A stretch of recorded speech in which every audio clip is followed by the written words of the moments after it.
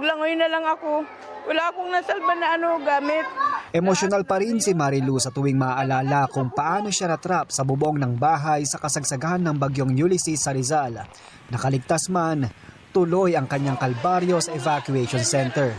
Hindi may alam kung paano ang gagawin namin ngayon. Pinansyal, wala ako. Pambili ng tubig, humihinga yung anak ko, wala.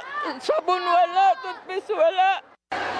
Nagkakasakit na ang mga matatanda at mga bata pero walang gamot.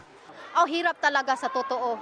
Kasi ang special cell ko kailangan may maintenance na gamot. Wala na po na siyang gamot na maintenance na siya.